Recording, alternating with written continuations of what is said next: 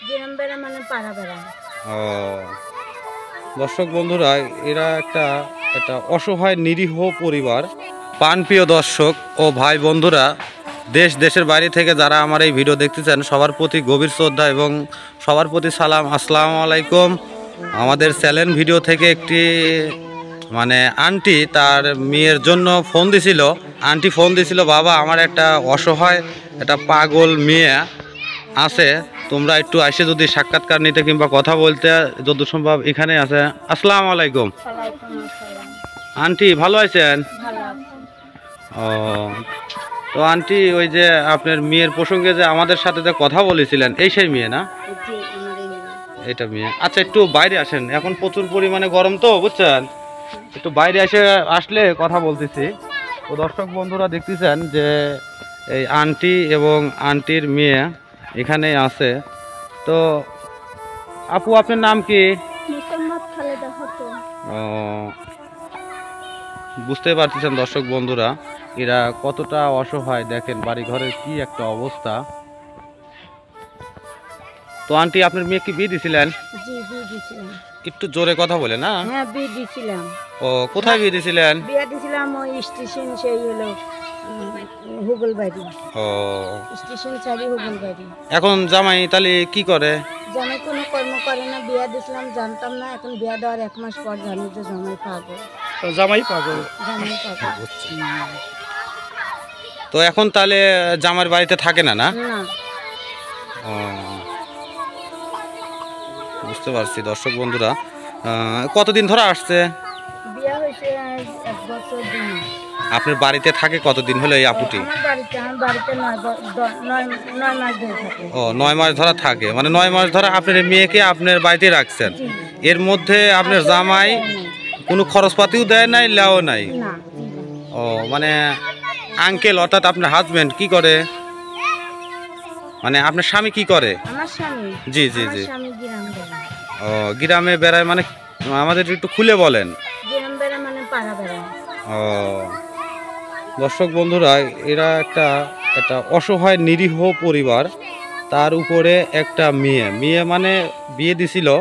আপনারা তার মুখ থেকেই তো কথাগুলো শুনতে পাইলেন। এখন একটা মেয়েকে রাখা অনেক টাকার খরচ হয়। তো আন্টি, আপনার ছেলে নাই? জি না, আমার এক মেয়ে। শুধু এই মেয়েটাই? শুধু মেয়েটাই, আমার ছেলে নাই। ও তো আন্টি তাহলে খালি শুধু একটা মেয়ে, তাই না? তো দর্শক বন্ধুরা, আমরা সেই আপুর কাছ থেকে আমরা কিছু কথা জানবো যে আন্টি কতটুকুন সত্য কথা বলল, এটা আমরা একটু যাচাই করব। আপু, এই যে আপনার আম্মু যে কথাগুলো বলল, তো আপনার স্বামী আসলেই কি আপনাকে ভাত টাত দেয় না? জি। কতদিন হলো এটা? 9 মাস হলো। 9 মাস। একদিনও আপনাকে ফোনে যোগাযোগ কিংবা আপনার এই বাড়িতে আসে নাই, তাই না? না, আসে নাই তো। ও দর্শক বন্ধুরা, আন্টির কথার সাথে এই আপুটির কথার মিল আছে। তো আপনারা সম্পূর্ণ ভিডিওর মাঝে দেখলেন। তো আন্টি, আমাদের কাছে এবং দর্শকদের কাছে কোনো চাওয়া পাওয়ার আছে? আপনার কোনো কিছু চাওয়া পাওয়ার আছে, কোনো কিছু চান কি, সেটা আমাদেরকে বলবেন।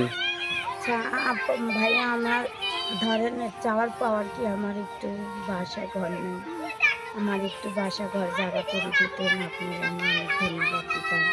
আমার একটু জায়গা বাসার জন্য আমি কোনো ঠাই পাইনি, কোনো জায়গায় থাকতে পারিনি, আমার মাথার পর এখন ঘর নেই, আমার একটু জায়গা বাসা নেই। বিটিটা বিয়া দিছি, মানুষের কিনে চাইছি, সাহায্য থেকে বিয়া দিছি, গরিব মানুষ আমি। আবার বিটিটা আমার বিটিটার দুনিয়াতে কেউ নাই, আমার একটা বাবা আর একটা মা আছে, তাই আমাকে দেখে, তাই এখন আমার বাবা মার কাছে এখন বর্তমান থাকতেছি। ও আচ্ছা, এই যে এই বাড়িটা কার? এই বাড়িটা আমার ভাইয়ের। ও আপনার ভাইয়ের? তার আপনাদের নিজস্ব কোনো জায়গা জমি নেই? না।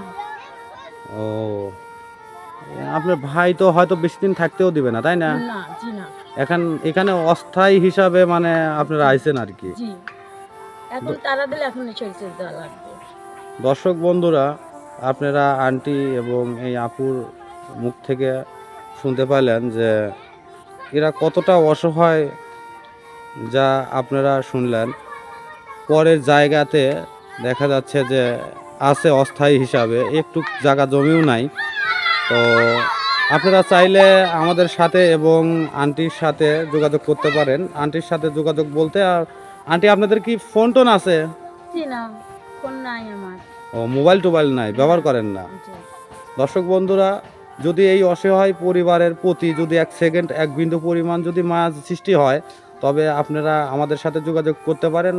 আমাদের ভিডিওর মাঝে ডিসক্রিপশন বক্সে নাম্বার দেওয়া থাকবে। যদি কোনো কিছু এদেরকে সার্বিক সহযোগিতা করতে চান, তাহলে অবশ্যই যোগাযোগ করবেন। তো দর্শক বন্ধুরা, আজকের ভিডিওটা এই পর্যন্তই। দেখা হবে নতুন করে নতুন এক অসহায় প্রতিবন্ধীর ভিডিওতে। ততক্ষণে ভালো থাকবেন, সুস্থ থাকবেন। আল্লাহ হাফেজ।